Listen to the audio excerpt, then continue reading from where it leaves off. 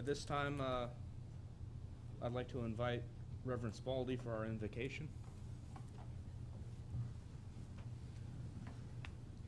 God, creator of all there is and ever shall be, we ask you to shine your light down upon our city, sending special blessings to our mayor and council, granting them the wisdom to guide our city and rule our city in the proper way for the highest good of the residents and all that work here and visit our wonderful city. For this we thank thee. Amen. I pledge allegiance to the flag of the United States of America and to the republic for which it stands, one nation, under God, indivisible, with liberty and justice for all. Thank you. You may be seated. Mr. Licari, roll call, please. Mayor Scott Tremblay. Here. Vice Mayor William Dittmer. Here. Councilwoman Jenny Sorrell. Here. Councilman Todd McClary. Present. City Attorney James Matthew. Here.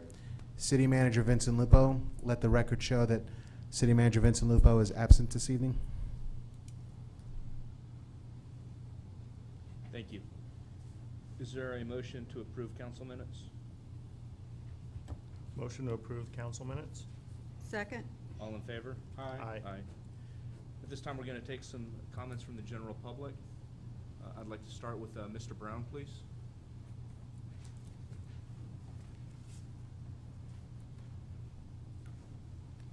Thomas Brown, 7436 Candlelight Court. Only 3 more days and pothole-riddled Orange Grove Avenue will be paved. Now I can rebuild the suspension on my pickup truck. At an end of May City Council meeting, we were told that the updating of City Code has been completed. I have requested a copy of the updates 3 times. Twice I was told they are not ready yet. The 3rd time I was informed that I cannot have a copy because the updates have not been presented to City Council for approval. Would the council please discuss the updates and approve or disapprove them soon? I'm so frustrated with the city for allowing some residents to violate city codes and ordinances. It is also annoying when the city will not admit when it is wrong, such as not agreeing that Lake Cox is a naturally formed body of water. It's no wonder less than 1% of the city population attends meetings. Thank you. Thank you, Mr. Brown. The next person I'd like to have is Mr. Lord.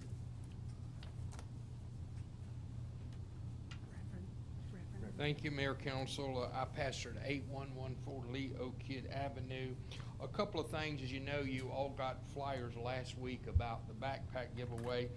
Let me just share that the area churches have given from $10,000 to $20,000 a year for this, depending on how many we get. It's about $10,000 this year. Some of you have given. We appreciate that, and this time is just to prepare our children and minister to the families. So we just invite you to come out and join us. Now, tomorrow about 1 o'clock, we'll start laying everything out to stuff them, and then 6 o'clock tomorrow night over at our fellowship hall on Leo Kidd Avenue, we'll be stuffing backpacks. We have stuffed about as many as 2,300 in about 45 to 50 minutes. We get it laid out, have a good time, celebration, have some pizza. And so that, and of course Saturday, we'll be meeting at 9, we start, and then 10, 11, and 12, we'll be giving away backpacks. On your flyer, you saw that you can call and get them reserved, so you make sure your children have them. It's a good time to encourage and pray for families, particularly for safety, getting to school and back and forth. And along with that, it seems that God's called me to get people of influence to stand up for our children and make Pasco greater than just Port Ritchie, but Parents Unite today to protect your children. Most of you probably saw on the news about how they let the girl at the Chesco Middle School, which felt she was a boy, go into the boys' dressing room, without notifying parents, students, teachers, or anybody. And the coach that was there, a Christian, says, I'm not going to violate her rights or mine. So the children came running out. Had it not been for him, they might not have been an alert on it. What has happened is there's not really been a policy by the school board. It's been slipped in by pressure from the LGBTQ meeting with them in September. It showed up. So I'm asking y'all to please help us. You have a flyer in front of you. You can see that they're allowing this to happen. It's overthrowing rights of parents. They did this without informing them. Matter of fact, I would be there tonight, but it's being covered. Pat Rogers, which is usually here, is there speaking to the school board. So please help us. You can see we got T-shirts, we got the website, and we're determined that Pasco is not going to continue to destroy our children. So mayor, people of influence, I know you got a child, and if they don't change something, I will have to homeschool my grandson that we've adopted. So let's please use our influence to protect our children and let the school board know it's all a deception. It's all been put in secret. Go to this website right here, get the facts, protectpascochildren.org. It's on the thing. Okay? Lord bless you and thank you so much. Thanks for helping us out. Thank you, Pastor Thank you, Ward. Mayor, and hope to see you Saturday or sometime for the families. Thank you. Next is Mr. David Mueller.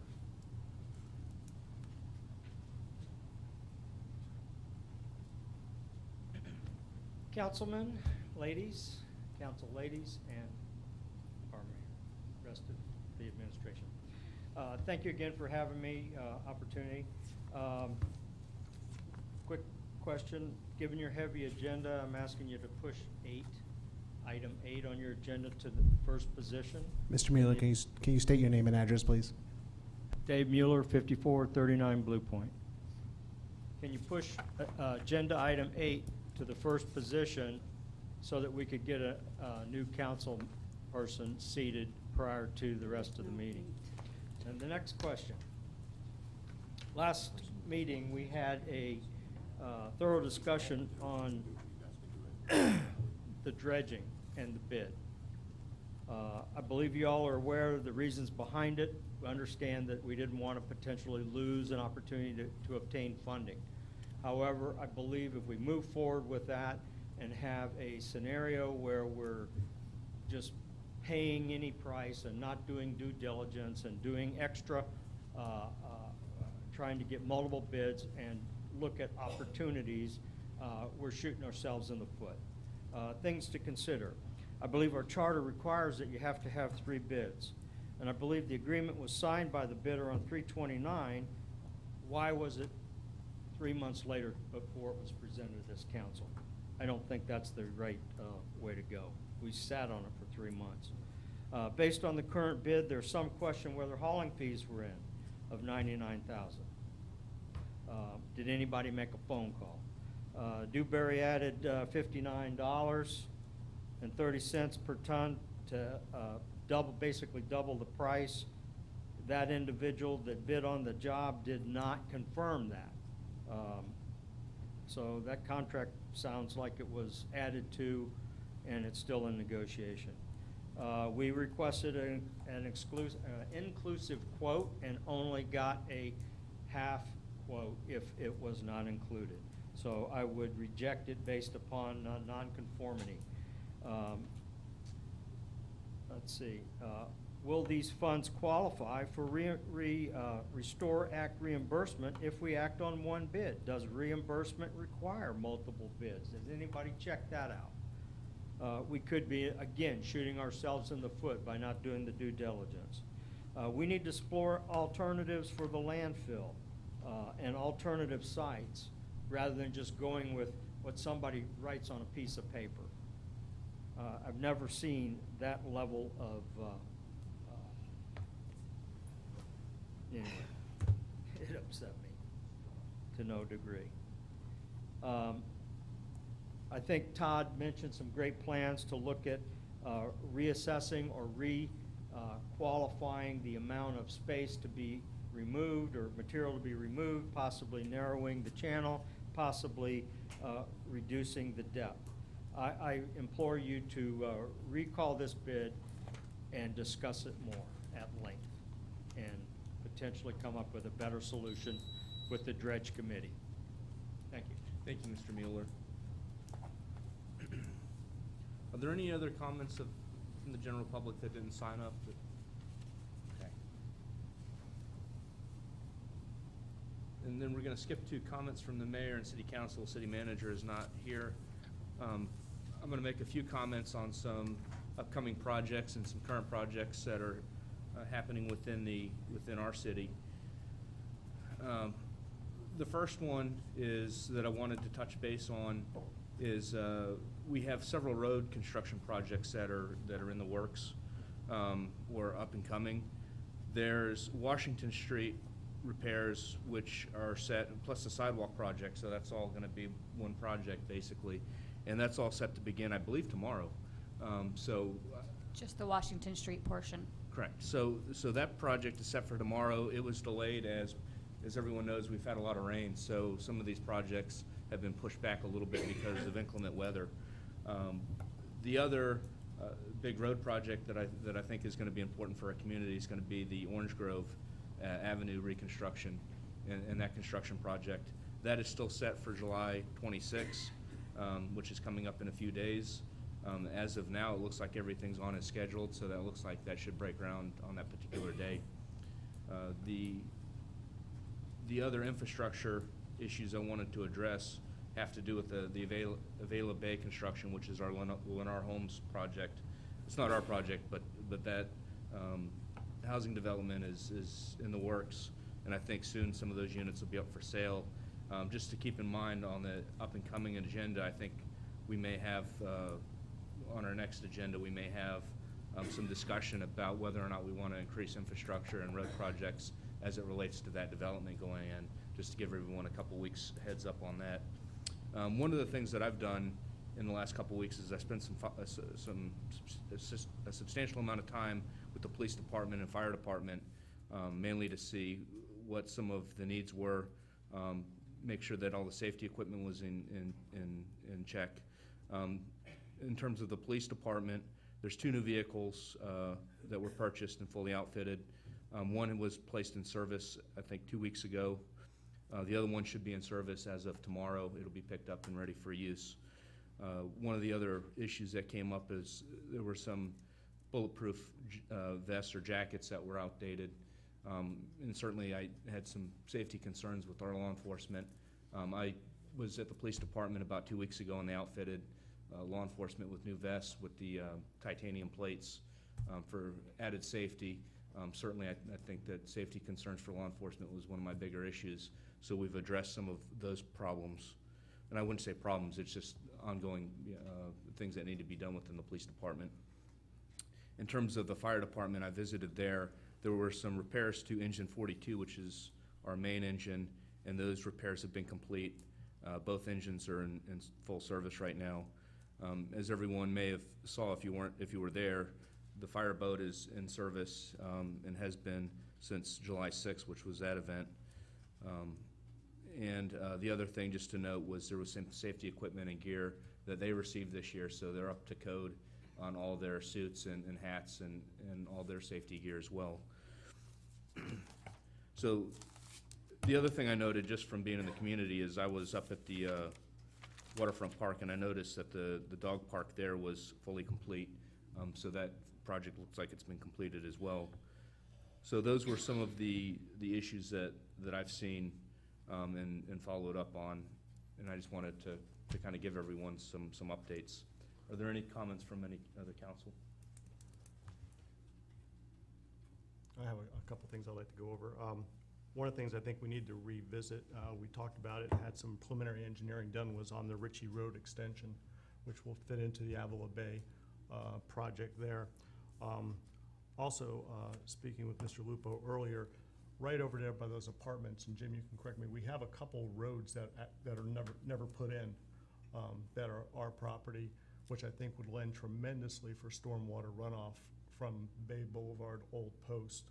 So I'd like to see if we can look into that project as well. We own it already. Either we push it through as a road or use it as stormwater runoff. So if we can put that on to check into that, I'd appreciate it. And to comment on that, that's one of the things I believe that's gonna be on our next agenda meeting. And what I've requested is a PowerPoint presentation be presented to council so we can actually get a visual of the property, where the road's gonna go. And then obviously when we build roads, it's gonna create, there's already flooding there at the intersection of Bay and Old Post. So we're gonna have to address. Well, we can put the swales in on the sides of the road as Correct. well to help move that water. Correct, and that's gonna be part of the project, not Okay. just the road construction, but the drainage is gonna be a big issue. So all those should be on a 2-week from today's agenda when we come back, but I wanted Mr. Lupo to be present when we present that PowerPoint presentation. Question, are those swales over there ours, or do they belong to the apartments? Oh, going across where the roads would be, I think they would, No, that's I'm talking about the drainage that's there where the water that's ours, accumulates. as Is far that as I ours? know. The swales alongside the road, Are you referring to Ritchie Road? Bay Boulevard. down the side of Bay where the Where Bay apartments are. Boulevard Out and front the of the apartments. post come together is where the water accumulates. Are those swells, those drainage ditches there, are they ours, I or they don't- belong to the apartments? I don't Are they know. ours? Yeah, I'm pretty sure they're I don't ours. know, I suspect that, but I'm not totally. We've been Well, they're main- almost always standing in water, that's why I'm Well, that's if we wondering can move about it it. down those side. Yeah. But that's gonna be part of the project when we do Exactly. Ritchie Road, we're gonna address all those issues. Yeah. I believe there's 3 buildings there, they're 2 different apartment complexes, really. 4 buildings. These are 4 buildings, Two but, and different if you drive by slow enough, there's 2 dedicated streets there, which would connect to an extension of Ritchie Road there. Thank you. Anything, Mr. McClary? At this time, we're gonna move on to the agenda. And I wanted to get a motion to approve the agenda, Consent agenda. consent agenda. Motion to approve consent agenda? Second. All in favor? Aye. Okay, the first item that I have is the consideration for emergency repair. What's that? Okay. And that I'm gonna pass on to Jocelyn, as she has some information, as we have some issues with our generator here on this particular building that need to be addressed probably sooner than later as we come into hurricane season. Thank you, Mayor. The City Hall generator has an automatic transfer switch that is not functioning, is in critical need of repair. Just for a little bit of historic information on the generators, we have been leasing a generator for the main City Hall building and the water treatment plant from Progress Energy, which is now Duke Energy, since 2002, and we assumed ownership responsibilities for those 2 generators in 2017. So since 2017, the city employees have been doing the maintenance, the fueling, all of the work on the generators. So we're not talking about necessarily new machines. As a result of the automatic transfer switch not working, if City Hall were to lose power, we would have to have a city employee come to the generator physically and manually switch the generator on. Currently, we only have 2 employees that would be able to do that. They're not licensed electricians or anything like that. They're just employees that happen to know how to turn the switch on. So we could potentially be out of power for however long it would take for an employee to travel to the site and perform that manual switch operation. There could be a possible interruption of services or a cessation of services for our mission-critical services like emergency dispatch. So we've gone through and obtained 3 quotes, which you have in your agenda packets, to do this repair work, this emergency repair work. And we're asking tonight for a motion to approve $85,740 to Duke Energy to do this repair work on the generator. And one of the things I wanted to ask you, it's my understanding that the generator not only runs, because it runs this whole building, that if power goes out and the generator is not started right away, that means we would lose communications with law enforcement and all their services as well. Absolutely. Okay. At this time, what I'd like to do is I'm gonna open it up to council for discussion. Yeah. Right. I do have a quick question, Jocelyn can probably answer it. Since you typically don't have this type of repair built into the budget, where are we drawing funds from for this switch? Sure, this is general fund money. We have some money in the generator line item in Department 19, which is general government. We have some money in the building department that we think we're not going to use, and we have some IT money in the general fund that we think we're not going to use this budget season. So the finance director and I have gone through and identified those funds and earmarked them for this repair work. Okay, thank you. The other thing that I wanted to ask you is, one of the bids that looks like it's been recommended is the middle bid. It's not necessarily the lowest bid, it's not the highest one. I wanted to ask you what comes with that bid and why you would consider the middle bid. We considered the middle bid for a number of reasons. First of all, the lowest bid and the midpoint bid are not exactly an apples-to-apples comparison on the scope of work. There's a wiring issue with the generator that the building official can probably speak to better than I can. There's also a difference in the amount of time that the generator would be offline to do the repair work. The lower bid said 72 hours we would not have access to the generator, whereas the middle bid had a much shorter downtime. The lower bid does not include a warranty, which the midpoint bid has a 5-year warranty.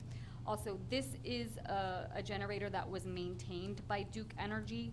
The gentleman that we've been communicating with was the person who was in charge of coming to this physical location and inspecting these generators and doing the maintenance work.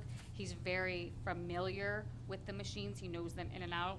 And he's the one we've been working with to try to get this thing repaired for the last few weeks. So we felt more comfortable going with that option.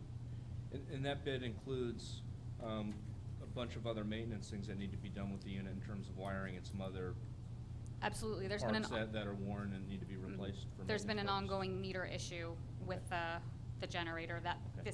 this price quote also includes.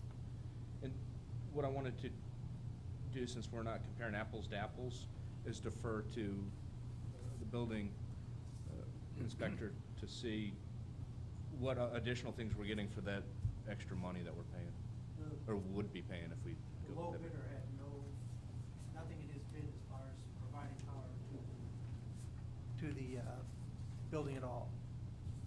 So we would be an additional charge to bring a temporary power unit generator here.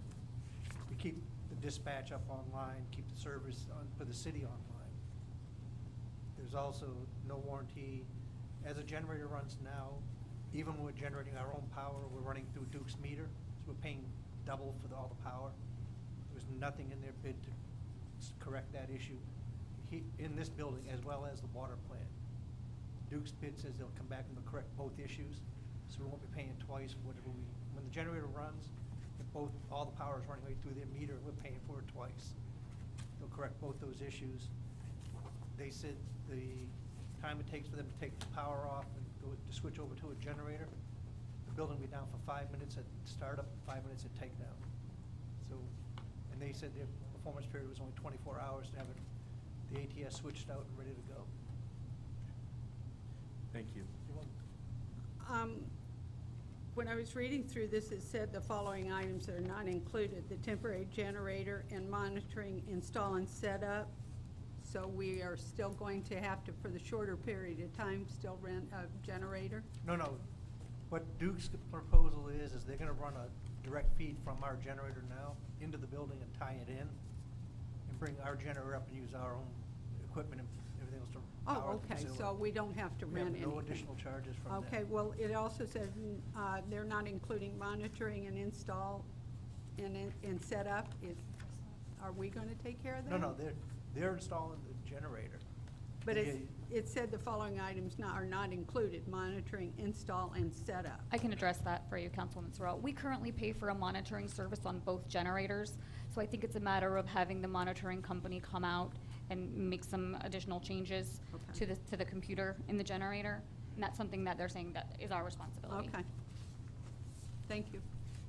I actually have two questions. One, in Mr. Lupo's letter, he said that he authorized moving forward on an emergency basis. he hasn't authorized anybody, he's waiting for council's action, correct? No, we haven't Okay. signed a contract or anything like that. We're Okay. waiting for you guys. All right, the second question is, the proposal says they're pulling an 800 amp ATS and replacing it with a 400 amp ATS. Is that a concern? The ATS that was there was oversized. Okay. Yeah, Before- originally it was supposed to pick up this building and I think a The- proposed new structure New that. structure was coming in. Correct, so- Emergency shelter. So if we ever did do the new structure, then we would have to essentially pull this new ATS. No, if you build, if a new structure got built, we'd put a direct feed to that building. Right from the generator, From the so they generator. pull them They out? can All right. generate enough power to run both. Okay. And Mr. McClary, I had the same concern you did, so I actually talked to Mr. Lupo about what he had done, and what happened is they ordered, all the parts take over a week to get here. Mhm. So what they did is they ordered all the parts so we can move much quicker, depending on what we decide here tonight. If we decide to go ahead with the bid, we'll be able to start work fairly immediately, because they already have all the parts and everything's ready to go. So we did move forward with it. Well, I think if we decided not to do it, they'd just send the parts back. I don't think we, Okay. More than likely, Duke has the parts right. on site, different locations. They're just gonna gather it, and we're gonna restock their supply. It was a 6 to 8 week lead time to get the ATS. And with the- I can clarify. We spoke with Duke Energy that it was our intention to move forward, but the final decision was pending council approval. And could he prepare a contract for our review?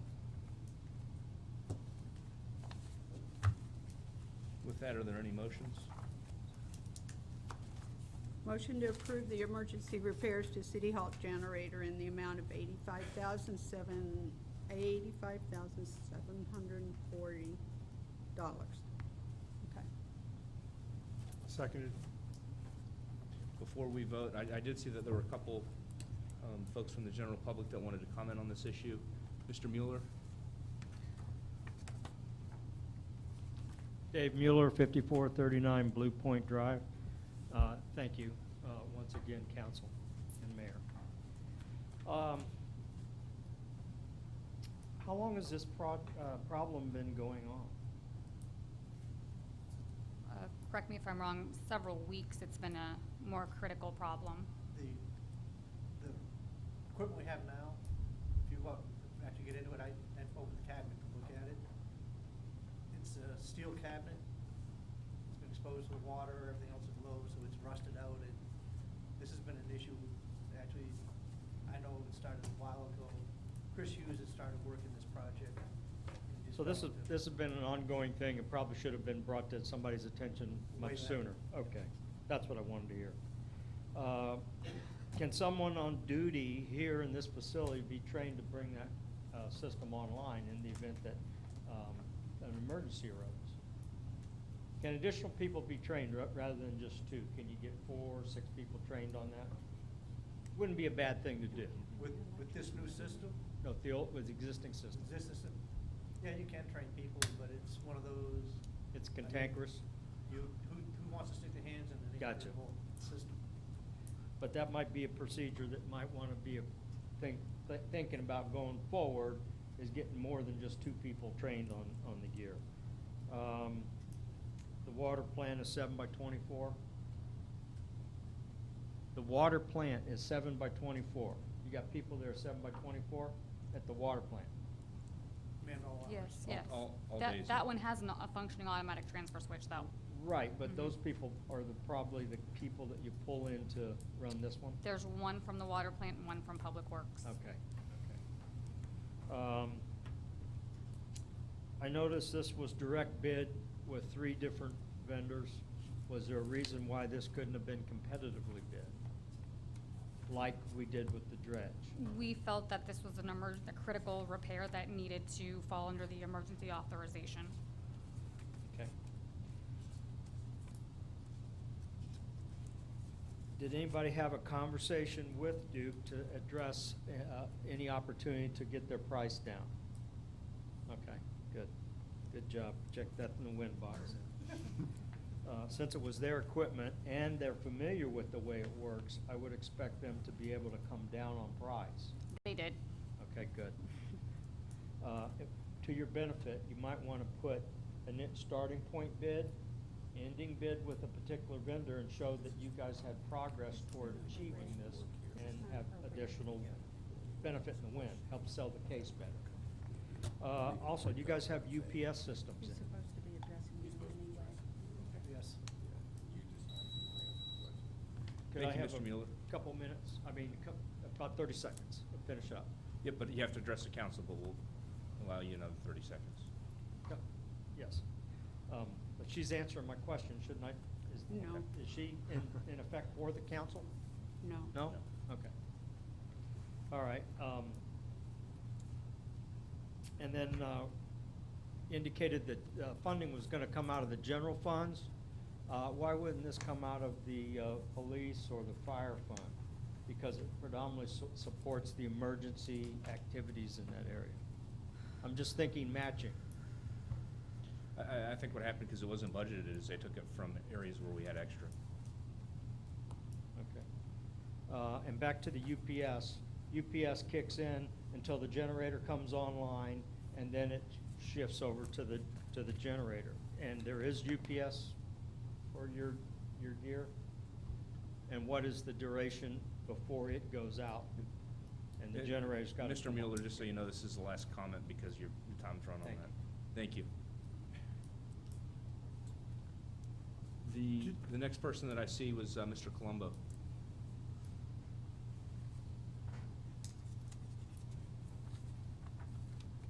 Bill Colombo, 7810 Chesco Street, Mayor Council. Having a lot of familiarity with this as a facilities manager, I had many generators and automatic transfer switches, so I'm very familiar with them. And if you need somebody to come and switch one over real quick, I know how to do it. So there's a couple of issues here that are kind of curious to me. I know that originally when we did the end of the lease, and we extended the lease for one more year. I don't know, Jim, if you were around for that. And that was, we would then take ownership of the generator for free. The intention at that point was to keep Duke Progress, or wherever the heck they were on, to do service for us. Generators need to be exercised weekly. They need to be started up, spun up, switched over, tested. Annually, you have to do load bank testing to make sure that they can, they can operate under load. A couple of issues to me would be, if we're putting a new ATS outdoors, and since we're rewiring back to the main building, can we put the ATS indoors? Why have it out there? I know that that generator was kind of a drop-in-place thing when it was purchased. It was kind of like, it's a generator, it's within its own enclosure, it's supposedly weather-tight, and you don't have issues there. I find it rather interesting that there's not a direct line coming in, that essentially, from what I'm hearing, the power's running through the generator to the building, and the meter is after the generator. Is that what you were saying, essentially, in the double billing issue that was brought up? If I may, if you want to answer that. There's an exterior ATS switch on the machine. Right, yeah. It's currently in a steel case. The new one, which will be in a stainless steel, waterproof, the whole Yeah. works. And it's just, we can use the existing services we have now with wires. Right. They just disconnect, pop one out, pop one in, reconnect. But, again, as was pointed out, this particular bid, which is higher, includes now bringing a direct line in, which, as far as I'm concerned, should be. The direct line is only a temporary line so that we don't lose power in the building while they're doing. Okay, work. so after this is done, we will not have a direct line in, the power will They'll still. run the generator, the ATS to the building. And they're putting the meter before the generator? No, it'll break the meter out. It will not go through the meter at all at Okay. that point. Okay, so anyway, yeah, automatic transfer switches are very important, and yes, they are expensive. And yes, they do break down, so, I think you're moving in the right direction. Sticking with Duke is obviously the way to go, because they've got familiarity with our system, and, their equipment is good stuff, so that's all I had to say, thank you. Thank you, Mr. Colombo. I just had one more quick question. I think overall it's a good idea, but for our certification for our emergency dispatch, isn't part of the certification a requirement to have emergency backup power at all times? So this is actually aiding that emergency certification, because they can't be down while waiting 20 minutes for some guy to flip over the thing. Yes, they may be on UPS power, but if that guy gets delayed longer, we're actually jeopardizing our our emergency dispatch certification. Am I correct in that statement, or? This, you won't see any interruption to service. I know, but if we didn't do this replacement, Yeah, you then would we not are time this. theoretically jeopardizing that dispatch certification.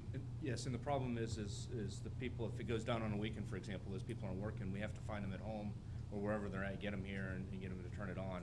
And certainly coming into hurricane season or in hurricane season, if we have a storm, power goes out, that's gonna be a huge problem, and that's why we put it on this, to move it as quickly as we can. Okay. I think you were giving it another plus to getting it done. I was trying to hint at that, Yeah. yes.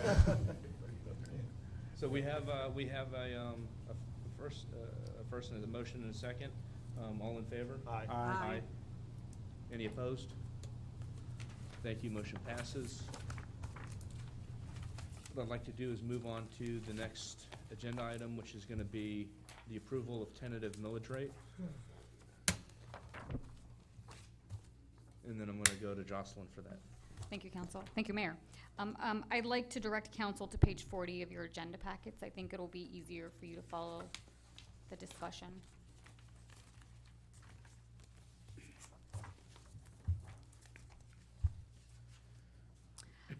Tonight, we are asking City Council to adopt a tentative millage rate of 6.7847. As part of our annual budget adoption process, we're required to set a tentative millage rate. We do this every year. As part of the TRIM process, which is the truth in millage, that process exists to infuse transparency into the budget adoption process.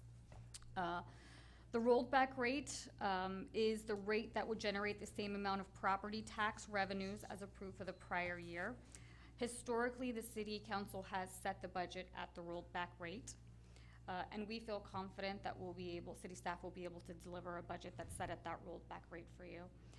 We're requesting tonight that you set the rate 1 mil higher than the rolled back rate at 6.7847.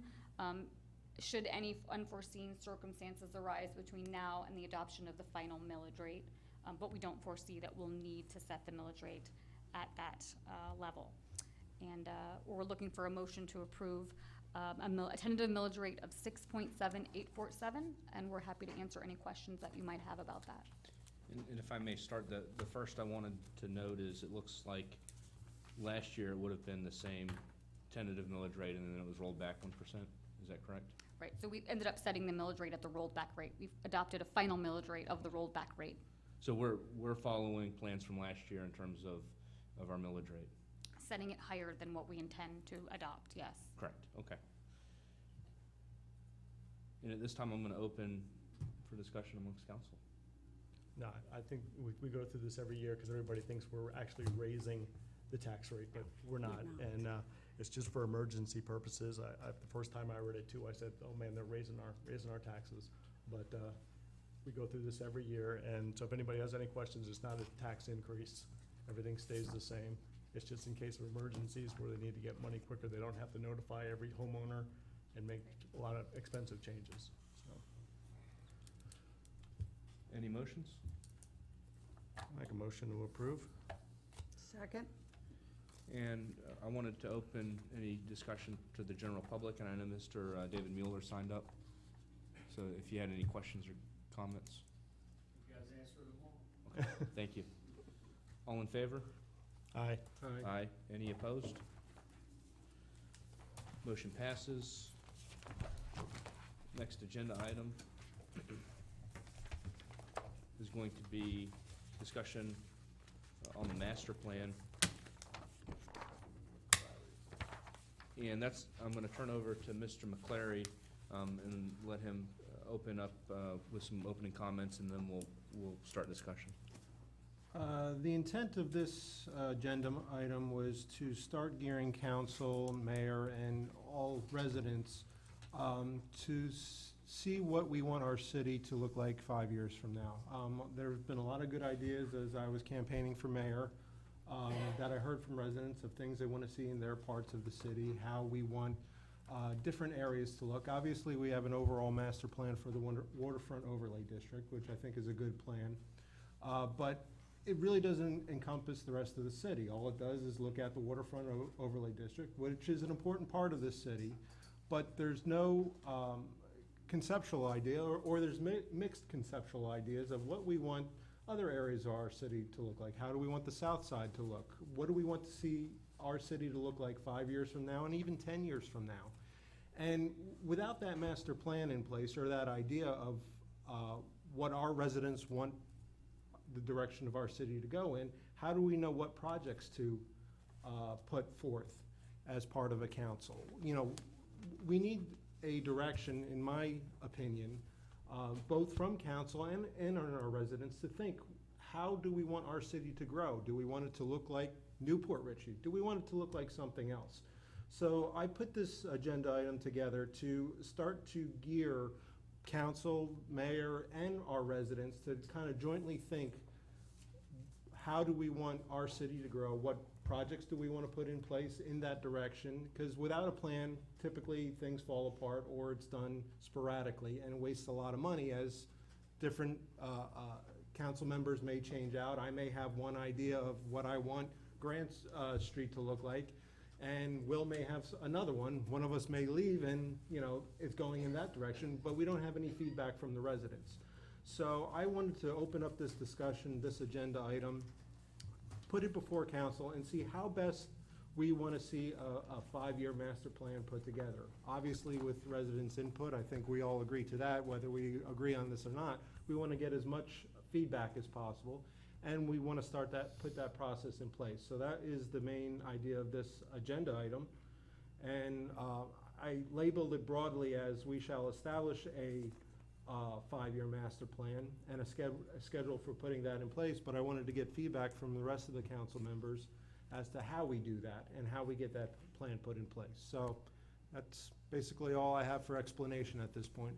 And I had some comments. I agree with the concept that we should have a 5-year plan, but I think we should break it down into separate categories: drainage and infrastructure, signage, and how things should look overall, and maybe have some different subdivisions, so we know in each quadrant or portion of our city what direction we want to go with each one of those issues as they come up in the next 5 years. I agree with that wholeheartedly, but in my opinion, the way I've done developments in the past is you look big picture and then you break down to the smaller parts. So, for instance, if you want, you know, to build our own downtown somewhere, well, okay, how do we build we want this area to look like a downtown. We want our waterfront overlay district generalized, and then break down, okay, well, for the downtown, how do we fix the drainage issues to accommodate that plan? I think we have to start big, a high level, and then break down into the lower levels. What do we need to address in the smaller areas to get that? So I agree wholeheartedly, but I think from a planning perspective, you want to look big and then break it down to smaller aspects. And what, obviously getting feedback, how do we address smaller items within that overall master plan? So that was my idea. Okay. Any comments? Yeah, I was gonna, are you at this point looking for actual engineering type? Or are you just setting the groundwork for us just to look forward to? Because this gets real, as you know, gets real expensive real fast. This gets real expensive real quick, Yeah. but to get the overall bold strokes, you don't need a engineer to put it in place necessarily. That's what I was- This is more for a direction of council overall and a direction of our city government. What do we want this to look like? Because eventually, if you were to get that far along, you would engage an engineer, but he's gonna ask, okay, what do you want? What do you want it to look like? And this is answering that very first question that always comes out of their mouths. What areas do you want to look, certain things to happen? What do you want to build? Where do you want to build your business district? What do you want it to look like? This is direction for that first bold. So you're looking for vision. General feedback from committees, from Correct. the public. Planning board, just all of our general. committees start engaging. Yep. I just want to make sure we're we're not putting the cart before the Yeah, horse. we're not, we should not engage a single dollar at this point That's what I wanted to engage hear. any professionals, because we're not there yet. Right, perfect. Okay, thank you. But this is starting us going in that direction as a government. And what do you see, not just as a general plan, but some of the subcategories to be within the different parts of the city? What I mean by that is you had dredging, you had flooding, you had infrastructure, you had a lot of different issues. Depending on where you're at in the city, there are different issues. So would you break the city up into kind of different compartments and kind of address each compartment? For example, you have this side of 19, where you have the flooding's the main issue with the trailer park across the way, and the folks down in Orange Grove, that neighborhood down in there, it's flooding, and then the road repairs are the main issues, as opposed to, as you know, on the other side of 19, you have different issues. You have still flooding and infrastructure issues, but we're still looking at dredging and development in terms of the waterfront area, which is where the bulk of our restaurants and those types of businesses are. The flooding is a symptom of where we have the natural geography of our area. And there's issues associated with that. This is somewhat separate of that, as it's a master plan. Master plans never address individual issues of a place or an idea. It's more along the lines of, where do we want our business district?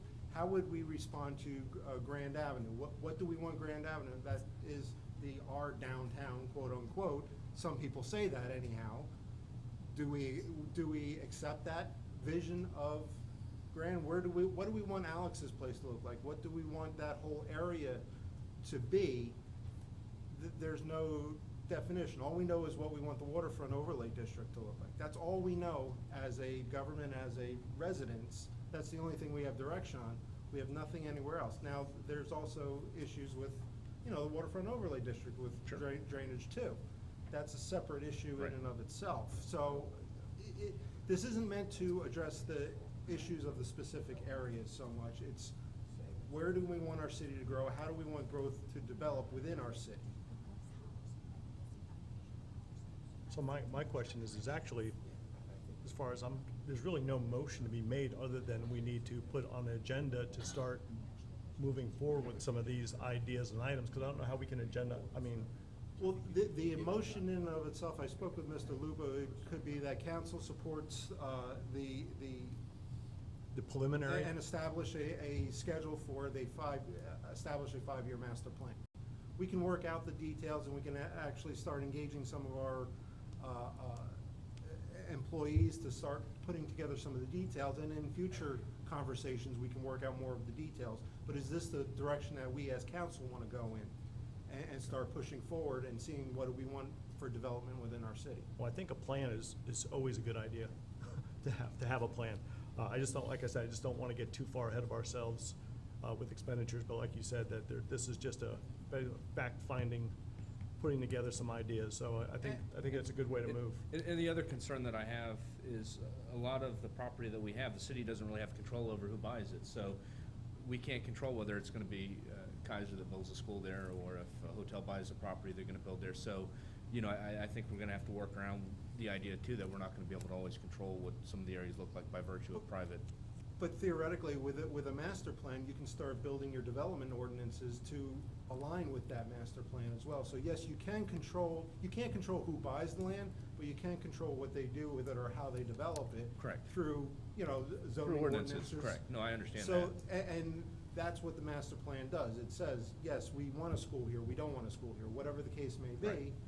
And then you can address it on a case-by-case basis if you want to deviate from that master plan. And if council's going to engage in these types of conversations, would you think the workshop would be the best Absolutely. way to do that, as opposed to here to? Yeah, I don't think a full formal meeting is the best way to. It needs to be a roundtable type Correct. situation. Correct. I think I can help here. The city has some pre-existing plans that I think you can build on to try to get to the master plan concept that you're talking about. We have a comprehensive plan that lays out infrastructure improvements, capital improvements, things like that. It also includes a future land use map. I think that can help you with what you're talking about. We have, I think in 2008, the city did a strategic plan that kind of laid out the vision, the goals and objectives that I think you can build on to try to help with your master plan concept. And then we have other master plans. We have a waterfront park master plan. We have the waterfront overlay district. We also have a waterfront intermodal master plan that I think can help inform, And help I've you had a lot of- historically, Yeah, understand I've what had the we've done so far. conversations where we have a lot of little plans all Yeah. over the place, but nothing to kind of Yeah, I think you can take all, coalesce all of these into, Yeah. yeah, this is what we want. and I think you can And I'm take those gonna and let kind of our- build. Yeah. Our city attorney speak, 'cause he's. We have a lot of plans, but the Florida Community Land, I guess technically it's called the Community Planning Act, is Chapter 163. It's got to be 500 pages long. We are legally bound to have a comprehensive plan, which are different than what she's doing. We have a planner that works for the city. We have a comprehensive plan. Every 10 years, it was a very big burden when it came out 25 years ago, and every 10 years we had to revisit it. It's for counties and municipalities, it became a very big burden to municipalities. They just recently changed it because I went to the planner and said, look, our time frame's coming up on redoing our comprehensive plan. Now, apparently we can do it, she's working on it now to come before you to, see, the state makes certain mandates that we have to put in our comprehensive plan. The comprehensive plan is composed of land uses, which we have, and a future land use map, which we have, and I think we're getting it updated. I think we're working on that. It's also our zoning code, okay, and all of that. Now, to change that, you need to change the comprehensive plan. None of these other plans she's talking about, the comprehensive plan. So if you want to plan to change something in the way you want to do it, you have to change the comprehensive plan. And if you look at the committee, the Comprehensive Land Use Committee, as it states, from time to time they meet, and the reason it states that is they only technically meet once every 10 years to approve the comprehensive plan. I don't want to get involved in the discussion, but leaving aside all those other plans, you really want a copy of the comprehensive plan, the future land use map, and then whatever you decide you want to do with it, that's a starting point That makes for sense. how you do it. In other words, you can't just wake up one, and remember, when you change the comprehensive plan, it's a very serious matter. It's a discipline in and of itself. You have vested rights of anybody that owns property if the zoning changes. You have the Byrd-Harris Act, any diminution in value that goes down, we could be responsible for that.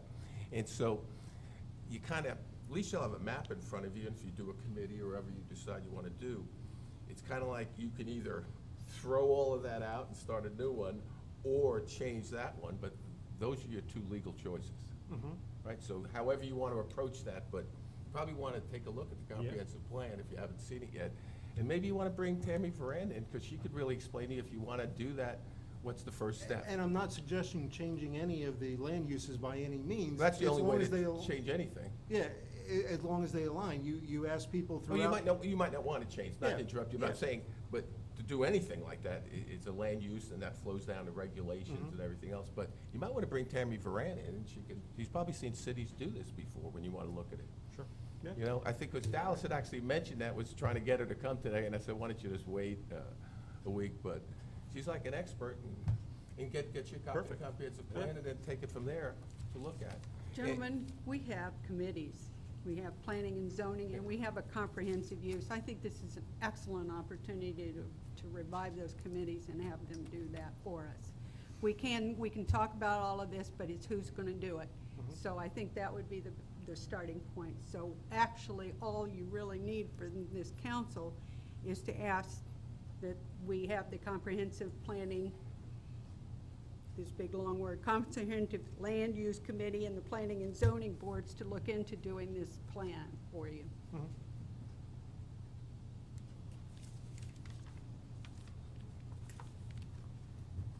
And my suggestion is the council doesn't really take any action on this until we get information from Tammy Varana with the actual current plan, and then we can kind of move forward from there based on what that current plan is. I think that's an excellent idea, but I think we shouldn't take any kind of measures until we get a full council.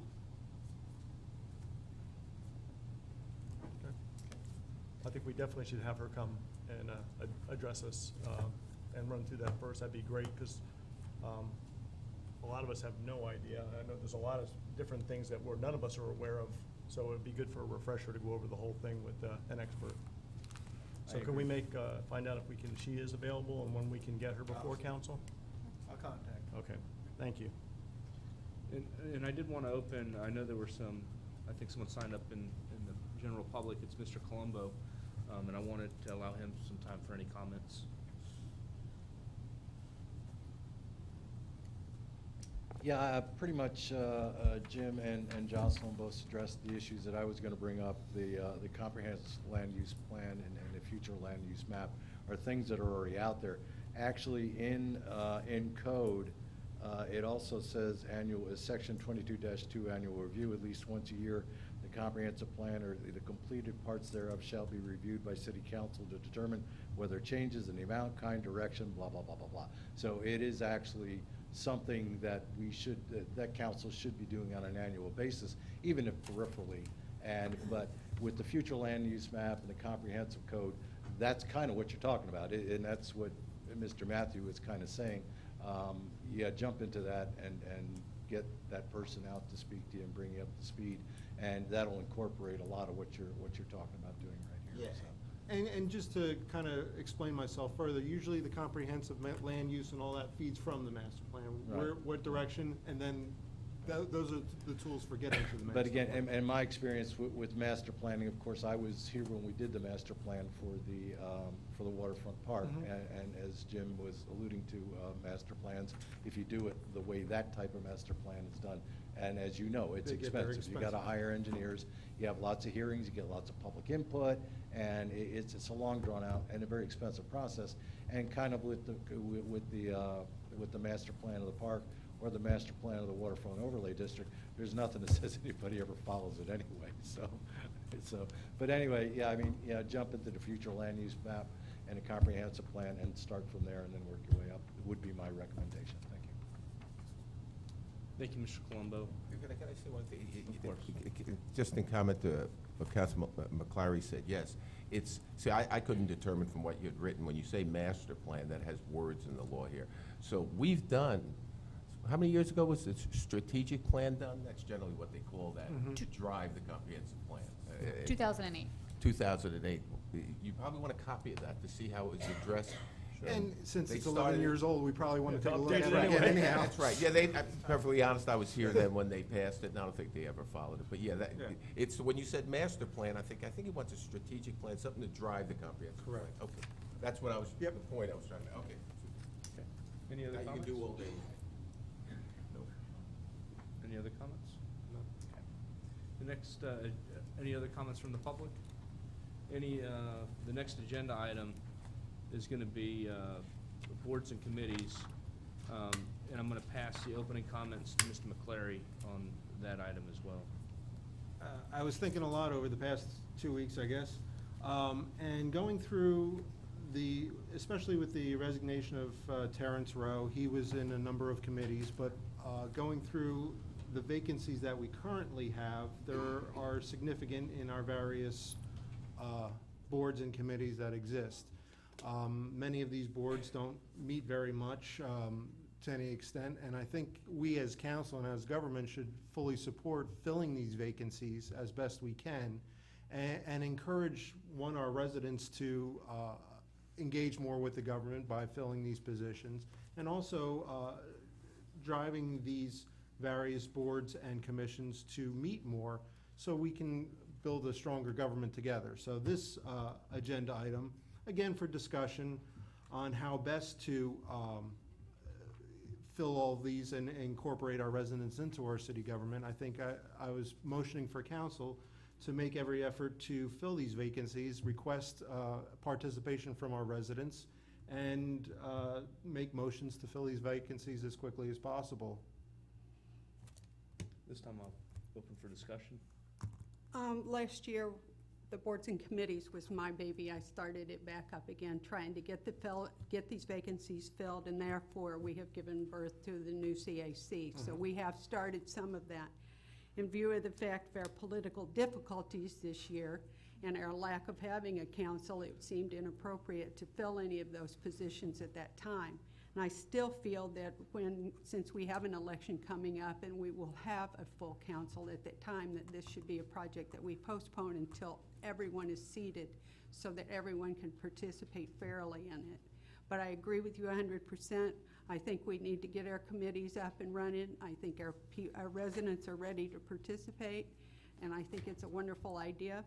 We are required to review them at least once a year, which I think has been in September, October, when we've done it in the past. But the boards and committees have fallen by the wayside, and we do need to fill these vacancies and get these things up and running again. So I agree with you. So we will postpone this until after the September election? Yep. And That's just my suggestion. No, that's a good idea. It's better that we all have a say, and it's a little more input into it, so I would agree. With that, we can table that till after the election. I agree. Any comments from the public?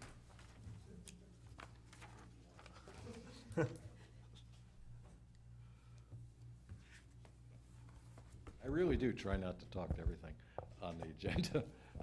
Yeah, as Councilwoman Sorrell said, it's every October 1st, you reappoint everybody up again. So, I mean, that is coming right around the bend. The only thing I wanted to add is that on the agenda, it listed a vacancy on Port Authority Board. There is no vacancy on the Port Authority Board. It's a 3-member board, and it has 3 members, so. then we should update our website. Well, it shows a council liaison position that is no longer filled, and there really never was any such thing. It was just something that was done for one person in particular. But if you look at the charter, it says Port Authority Board has 3 members. We have 3 members. Carl Roth, Ron Padova, and Jen Jordan, I believe, are the 3 members and are still the members. None of those boards has met in a long time, and I would encourage, as you all would, some participation for those boards to start meeting again. But I just wanted to clarify that one thing, that is a 3-member board, and it is full. So that's all. Thanks, Mr. Colombo. Any other comments? Mr. Mueller? Dave Mueller, 5439 Blue Point. I too had an opportunity to look over all those boards, and one of the things that maybe we ought to address when we get into the board re-energizing is get meeting dates scheduled and get agendas and reports back to this council so that you guys know what's happening in the boards. It would help to provide good communication back and forth. In addition, some of these boards appear to be overlapping, potentially the Dredge Committee and the Port Authority. Can they be combined into one? Maybe that might be an opportunity to look at some of those things and get some economies of scale there. That way you don't have 7 boards, maybe you have a 3 or 4, whatever you need, and then try to align with the scope of what that board's going to address and encompass maybe a couple of those objectives in the same board. It's just a thought.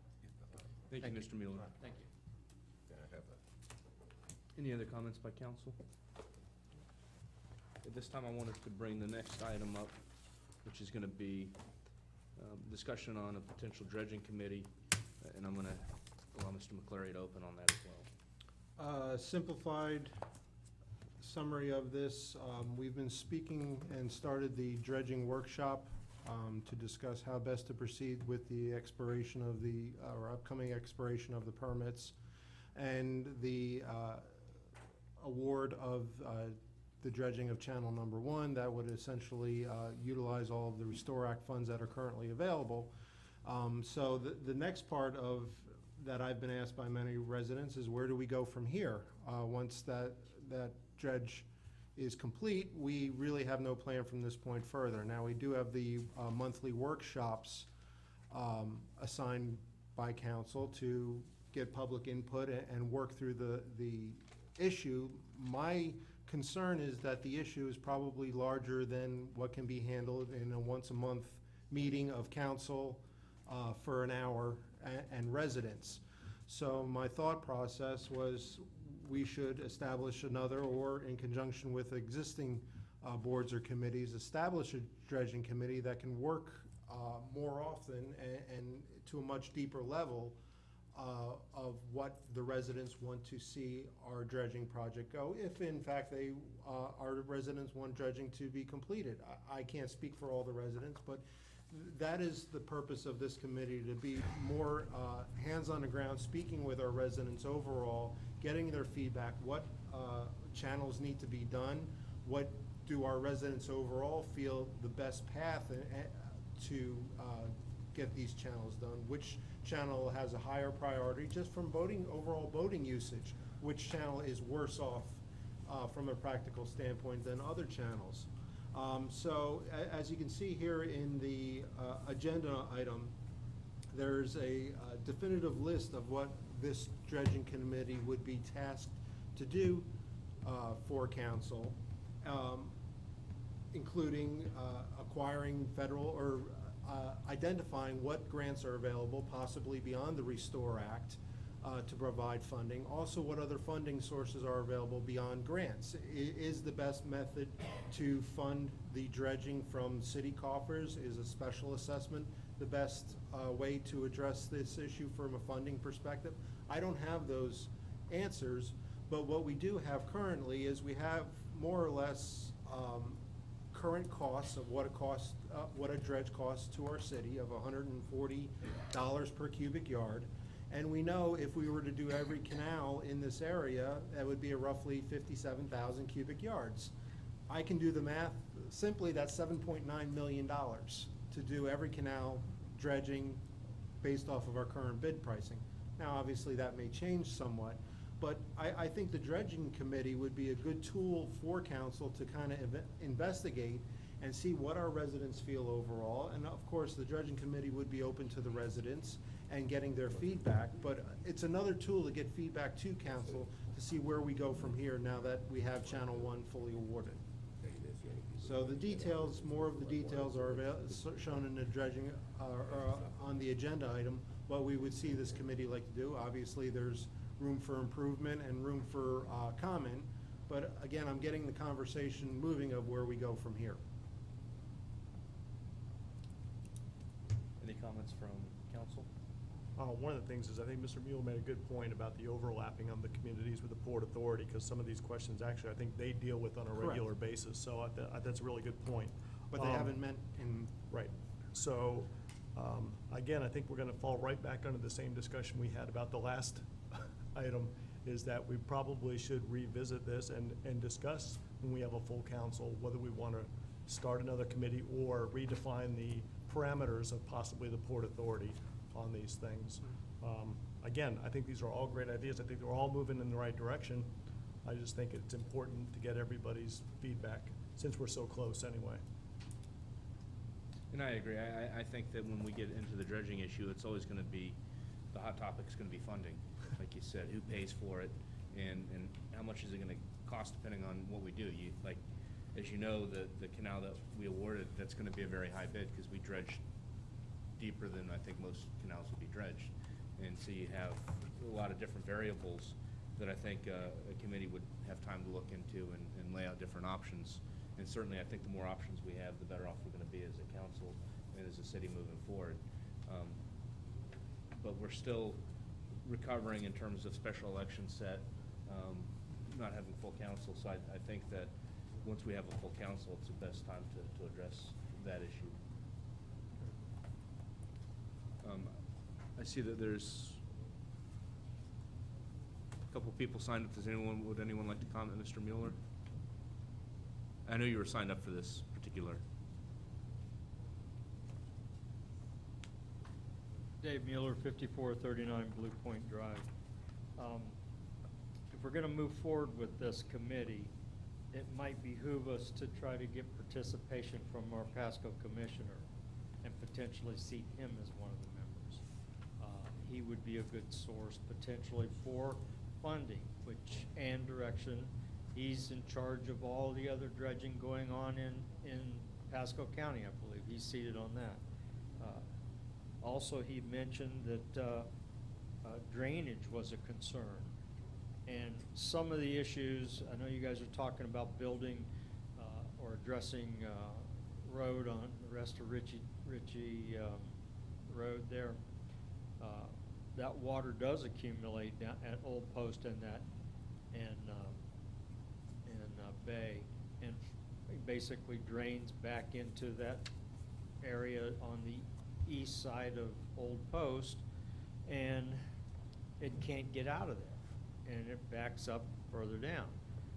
Potentially, if somebody looked at a plan to address drainage in that area, of popping holes or lines, drain lines, along all of the canals on Old Post Road, it would help that water get out, because it's trying to come out the canal that I'm on, and it can't get out fast enough. It's not moving like that on the Bay Canal or on the Miles Canal or on the one south of me. So there's some opportunity there. And again, if that decision hasn't been made to put that contract in place, I suggest we try to take a look at that and see if we can get some other participation in there. Potentially. And if I can comment on what Yep. you were just saying. Yep. I think when you come to the meeting, if you come to the meeting 2 weeks from now, I think that you may see some overall plans on infrastructure and drainage as it comes to the Ritchie Road project, which may address some of the issues that you're speaking to Sure. now. But I think that you may want to kind of wait until you see that presentation, because that may answer some of your questions, and you may want to be involved in that discussion that you just Yeah, had perfect. 2 weeks from now. That's great. I want to see progress, and I know you guys are all new, and I appreciate everybody's time and effort that they're giving it here. And all I'm trying to do is point to the issues and trying to do what I can do, at least point in the right direction, and we can try to work toward a common goal. Thank you for your Thank you. input. Reverend Spalding?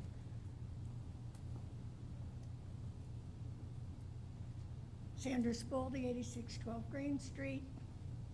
Hello, it's me again. Okay, number one.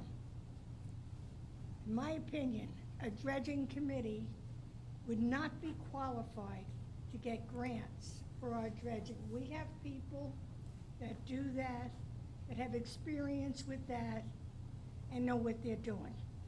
That's number one. Number two, Ritchie Road was a road that went through.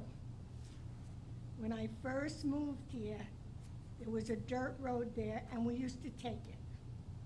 We used to come down to Old Post and then cut across, okay? Next to Pelican Bay, there's a dirt road there that went into Ritchie Road that was used. So those roads were used. It would just be redoing them according to what specifications have to be done, but they're there. And I believe if you look on the map, you got an old map, you'd see them. But I remember when I first bought my house on Old Post Road. In fact, I'll go back as far as there was a cash and carry where the old city hall was, where Walmart is, okay? And that's what I'm saying. I used to go to cash and carry, and then come down Ritchie Road to Old Post Road, make a left on Old Post, past Bay Boulevard, and I was on my way home. So those streets were there. And I think an old map might show them on the map. Okay, so it would just be redoing what was there. You're not making new roads.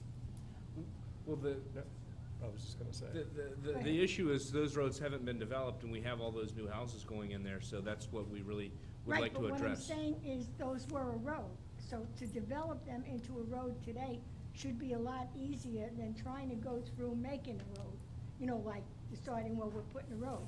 You're just activating old roads and making them all better. Yeah, they were recently resurveyed, from what I understand. Yeah. Correct. So it's a good thing. We already know that. And Okay. Yeah. also on the dredging thing, I don't think he was saying the dredging committee would get the grants. They would just identify Oh, grants that okay. were. Yeah, Then it's that's what I strictly heard. identification of Yeah. what is out Okay. there. Just that what's we out can there. go Didn't after. quite sound like Right. that. Yeah, Right. just wanted to make sure. Didn't quite sound Right, like just that. identify sources of Right. money so that we can look into it and try and get those. I still think basically the dredging committee, you're gonna have to find people that really know a lot about dredging. And I don't know if they know any more about dredging than the people that work here for the city do. But that's just a heads up. I mean, you put me on a dredging committee, I've lived on the water for 25 years. I know nothing about dredging. Just to give you a heads up on it. Thank you. Thank you, Ms. Spalding. Any other comments by council? So we're gonna move to the last agenda item, and that's gonna be pick up where we left off 2 weeks ago with the appointment of potential appointment of a city resident to our vacant council seat, which I think was Dr. Bloom's seat, wasn't it? Yeah, I'll take it. This is Terrence's seat. I This is believe. Terrence's seat. So you have Mr. I have Bloom's seat. Yep. I was gonna, Okay. I have to Okay. think for a second, Yep. yes. Councilman Musical McClary seats. is filling Dr. Bloom's seat until the September election. This is Mr. Rowe's seat, since he resigned, is now up for election on September 10th, and we need someone to fill the seat till September 10th. It gets a little confusing after a while. In any event, play back what was discussed last time. You can change this if you want. It's up to council. There's no rules in our charter. You choose, and I think last time, you're gonna have residents speak at the podium, call them up, and determine how much time, I guess, have people raise their hand who's gonna speak, and determine how much time you wanna give, depending on how many people. I thought last time we agreed on 2 minutes, or it was suggested 2 minutes. There was suggestion for 2 minutes. There was a suggestion, Yep. yeah, and it was like if a lot of people, look, if everybody in the room stands up, it's 2 minutes, we'll be here till midnight, but. Is everyone in the room standing? How many If people only do we 3 have? people do, you might wanna give more, that's up to, that's up to you. And take it from there, and How many do we have? 3? We have One? several people. 1, There- 2? 2? We only have 2, so. So they can have if 3 they need minutes. more time, they can do 3 minutes. So we'll start, I have a list here. Oh, they were hiding. And we'll start with Angel Nally.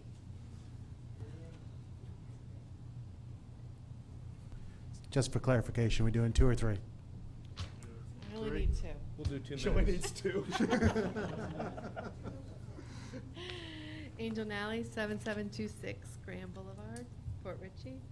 My name is Angel Nally. I was born and raised in Port Ritchie, and now I'm a resident of Port Ritchie. I'm 4th generation local with roots in Newport Ritchie, Port Ritchie, and Hudson. I was raised on hard work and hard knocks, which has given me a toolbox of common sense and has navigated me through self-employment as a former licensed massage therapist. I was trusted to work with patients under doctor's care recovering from various injuries without any complaint or reprimand from the state of Florida. For the past 16 years, I have managed my husband's salon business in Port Ritchie on the east side. My goal is to seek the best possible solutions within current conditions. I believe at times disagreement leads to discovery, and with any leader or council member must be willing to listen to all sides of an argument and take it into consideration before making a final decision. I am also a published author and have over 20 years in serving in the local faith-based community, encouraging others to take action, finding help, support, and education in solving personal problems that are negatively affecting their lives. I offer to serve this council in our city in this time of need only, as one who is completely invested in this city as my home, and will take a position of making decisions on merit, fact, not emotion. As far as personal integrity, I have no criminal record. I'm as sober as a Baptist church mouse for 16 years, and I have a great sense of humor, so I can be fun to work with. Thank you, Ms. Nally. The next person I had on the list is Thomas Brown.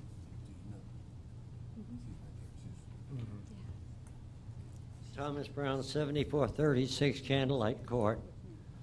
Hold your eggs and tomatoes until I'm finished. I would like to be on city council for the $90 an hour it pays for 1 hour's city council meetings. If a meeting should last 2 hours, I will settle for $45 an hour. I would hope that the person selected is doing it for the love of the city and its future, and not for the money from the CRA fund, which is not supposed to be used for employee salary. Thank you. Thank you, Mr. Brown. I had one other person, at least that was signed up, David Mueller.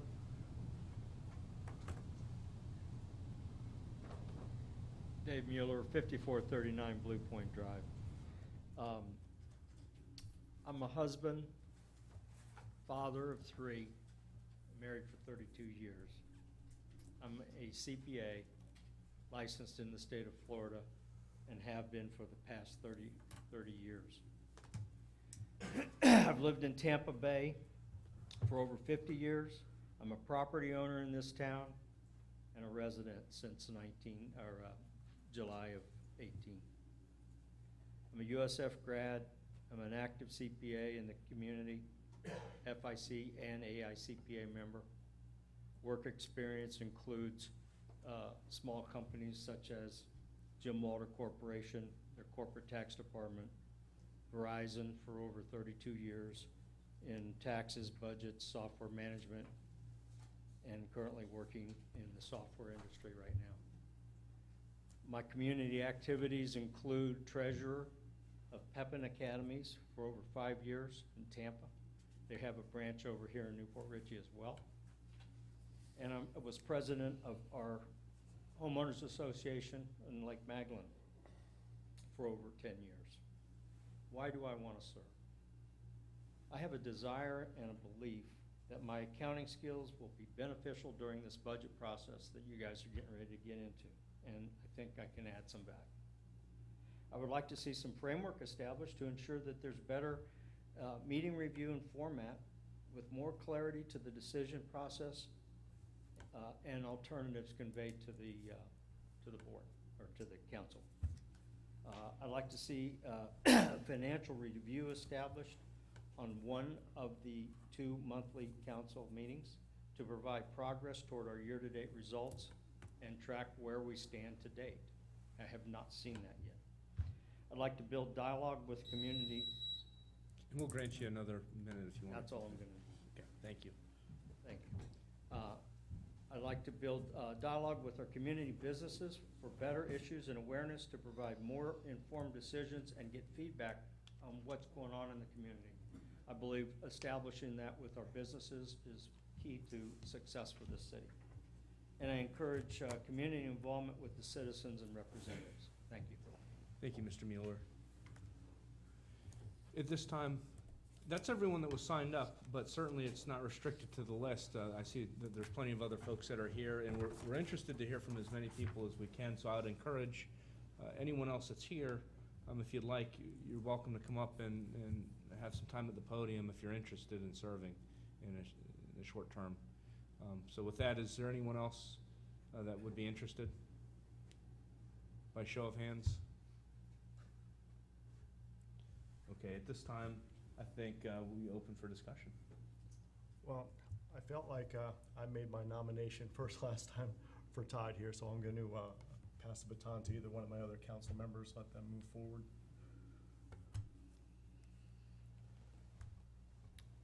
Well, I'm okay with everybody that has come up this evening, so my choice out of the 3 of them that have come up, it would be Angel Nally.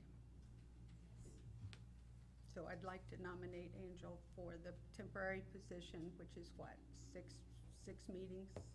I think technically it's 3 meetings and whatever workshops, Oh, budget okay. workshops it would take, I think. And I think the plan would be to swear anyone in at before the next meeting. Mhm. And at this time, I'm gonna direct the floor to Mr. McClary. I'll put up another nomination as well of Dave Mueller for the budgetary process as we're about to encounter. I think with a CPA on board going into the budgets, someone familiar with the numbers or another person familiar with the numbers, not that Angel's not by any means, and please don't take that way. But having a CPA would be beneficial to council overall in our upcoming budgetary process.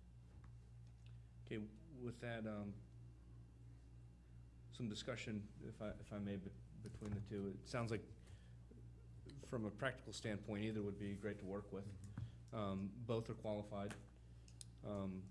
Just to note a couple things, I noticed that one of the things that Ms. Nally had is she has managed local business for, I think she said 16 years, which is in essence kind of the heart of what our community is in terms of businesses. Most are smaller businesses, so that's certainly one plus there. And then for Mr. Mueller, as it's already been pointed out with the CPA background, that's nothing more valuable going into the budget process.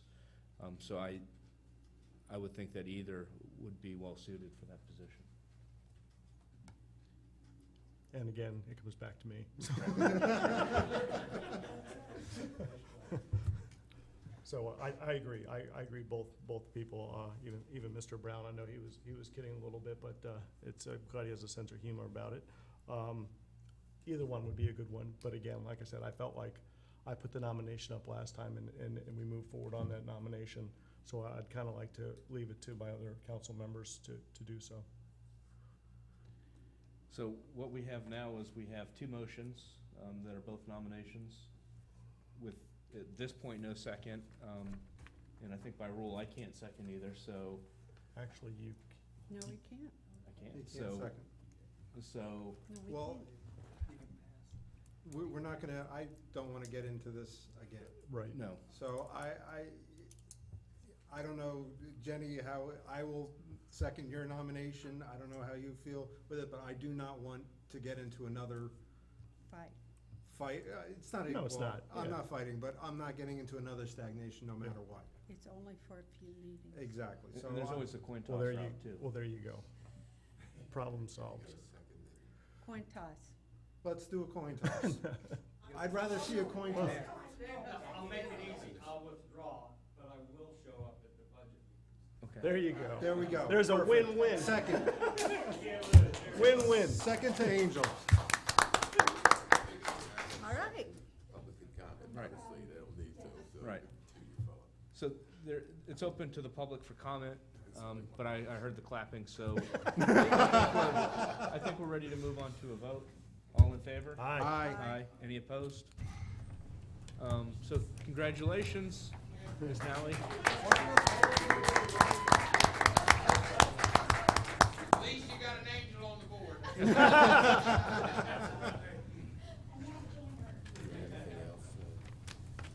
All business. I just need to know the status on the police dispatch system that is going in. Where are we on that? Do you know? The process is still going through. We've been in contact with the company. They've got their project manager that's working on it. We've updated 6 new computers within the police department to be able to support this new system as it's coming. System. So soon we'll be on board with the county and we'll be able to coordinate our actions such way. Hopefully a lot sooner than later. That's a wonderful thing, so thank you. Otherwise, there's no other old business. Thank you. The only other comment that I wanted to make before we have a motion to adjourn is I was concerned about the item that we voted on, which was the presentation we saw and we voted on investing some of the city money that we have. So I went to the meeting with Mr. Lupo and Jocelyn to see the process in terms of how they're gonna invest the money, and we talked with the company president that was in charge of that. So I felt a lot more comfortable about that old agenda item once I went there. And one of the things that I stressed when I was there, which the council was concerned with, is getting monthly reports, which is in the works and gonna happen. So I wanted to follow up with that, because we voted on that item, but I still had some concerns, so I followed up with it as they were meeting with the financial folks. So I just wanted to make that comment before we close business. Any motions to adjourn? Motion to adjourn? Second. All in favor? Aye. Thank you.